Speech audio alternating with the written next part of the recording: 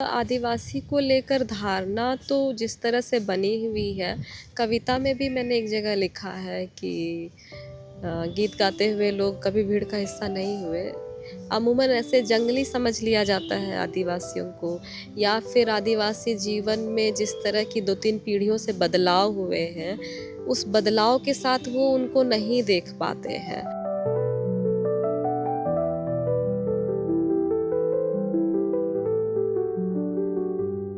अपनी खोज में नाकाम होकर उन्होंने उन लोगों को जंगली कहा।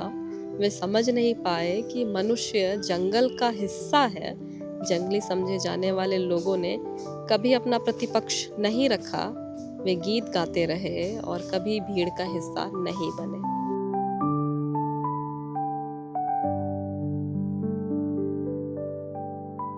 पहले के लोग धान के मौसम में धान लगा रहे हैं, फिर अखड़ा में नृत्य कर रहे हैं, फसल के पकने तक करम का त्योहार मना रहे हैं, तो उनके पास अखड़ा से जुड़ाव के रास्ते हैं, लेकिन अभी वो रास्ते बाधित हो गए हैं।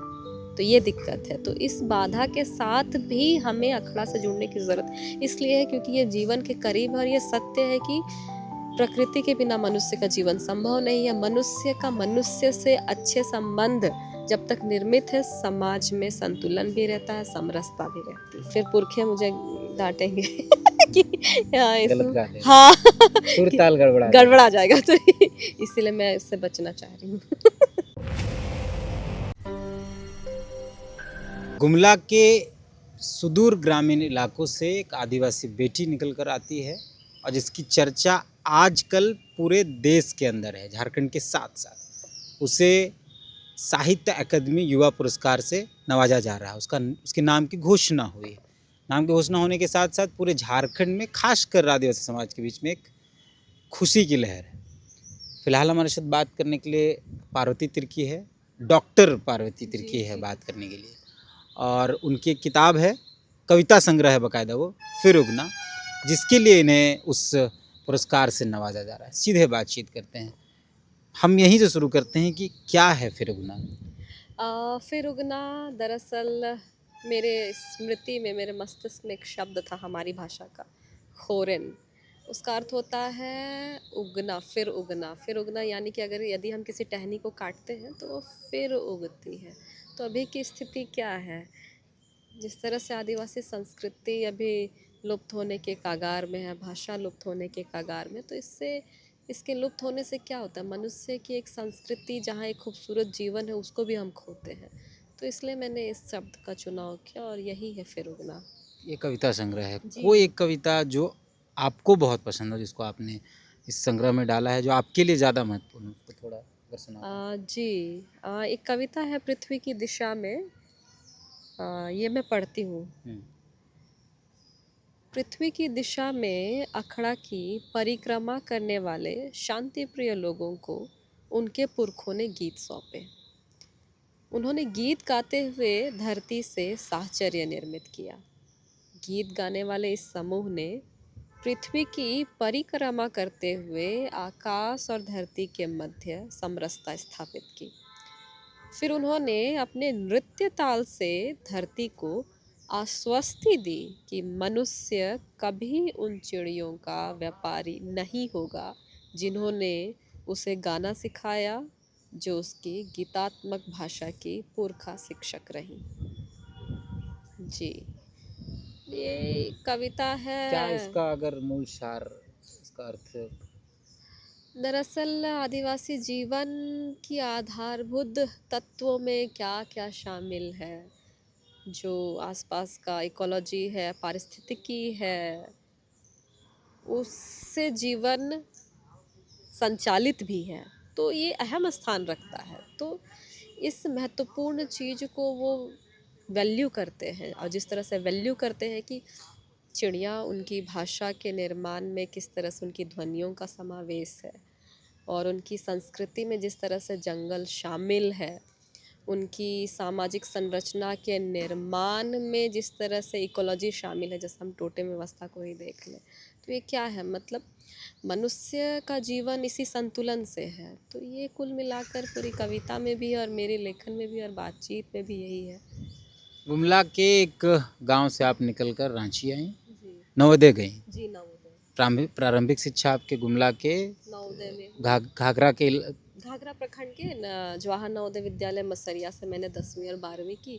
फिर उसके बाद में बीएचयू चली गई, वहाँ से मेरी स्नातक की पढ़ाई हुई। हिंदी से। जी जी, फिर एमए वहीं हिंदी से किया। फिर वहीं की हिंदी विभाग से मैंने पीएचडी की। क्यों आपका रुचि हिंदी की ओर बढ़ा?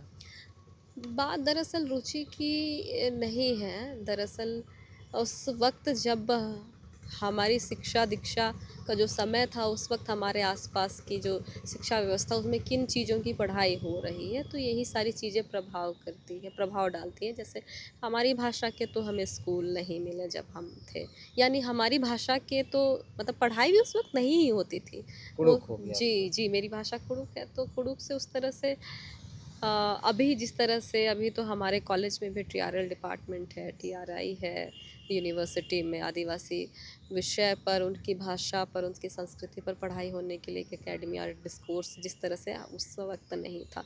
शोध के दौरान मैं अपने इस जो लोक में जो मौजूद है लोक साहित्य, जो वाचिक साहित्य है, उससे जुड़ाव बना तो मिला देर से, और हिंदी ने इससे संवाद किया, तो ये है। हिंदी को ऐसा कहा जाता है कि आर्य लोग, जो अपर क्लास लोग हैं, ब्राह्मण राजपूत जो लोग हैं, उनका कब्जा रहता है हिंदी साहित्य में।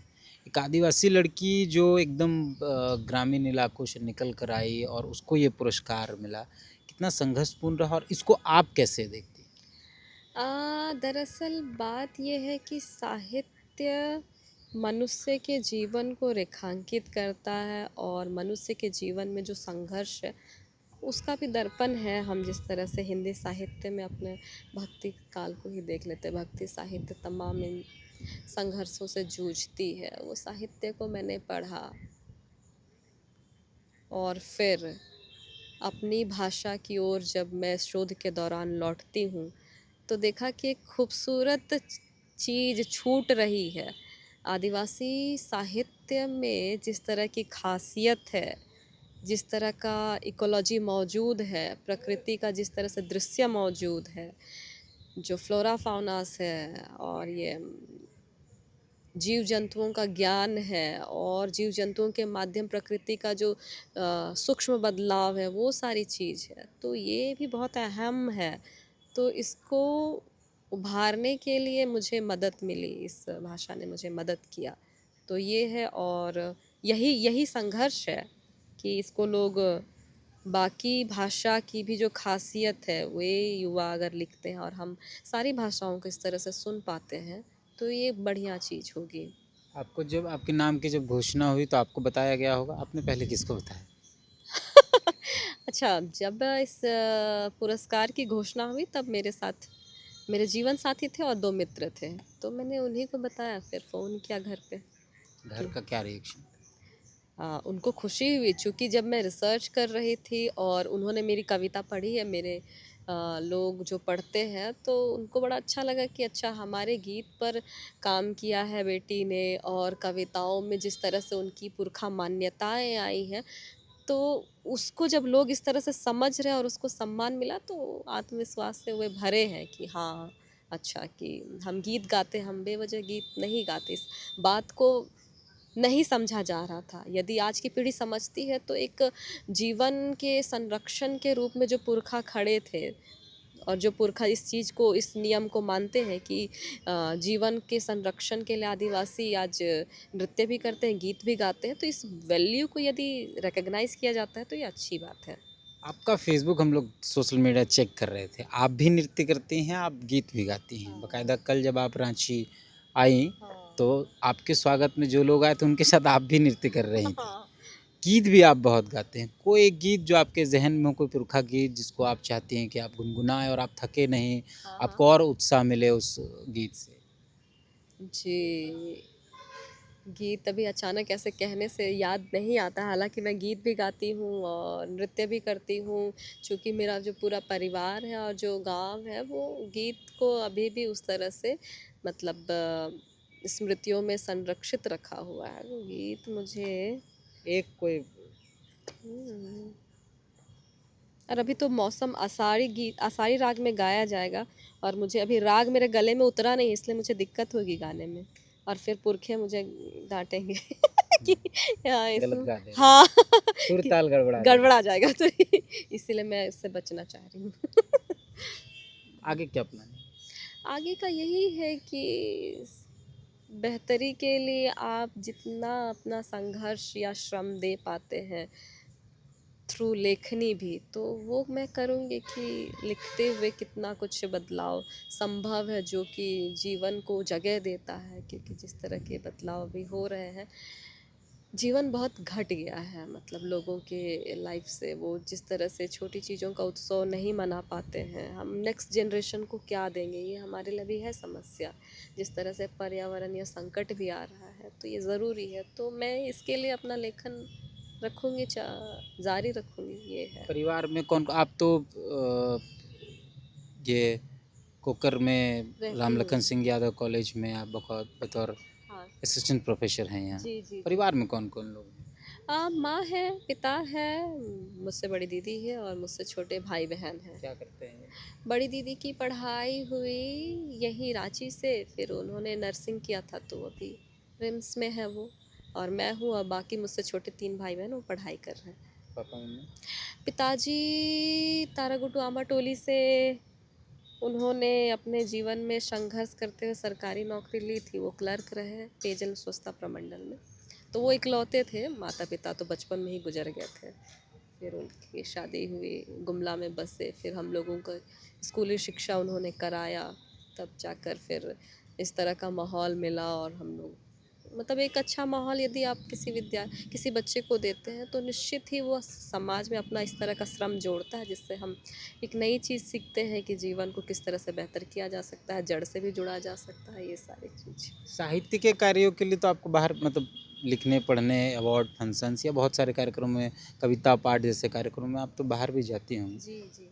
उनके नज़र में आदिवासी जो गैर आदिवासी हैं, खासकर क्योंकि झारखंड के अगर आदिवासी मूलवासी की बात करें तो कमोबेश सबका नेचर कैरेक्टर संस्कृति लगभग मिल ही जाता है। जी जी। लेकिन झारखंड से जब आप बाहर जाते हैं तो वहाँ के जो गैर आदिवासी हैं उनके नज़र में, खासकर अपर क्लास जो लोग हैं, अपर कास्ट जो लोग हैं, उनके नज़र में आदिवासी क्या है, अगर आप जान पाएँ कभी तो?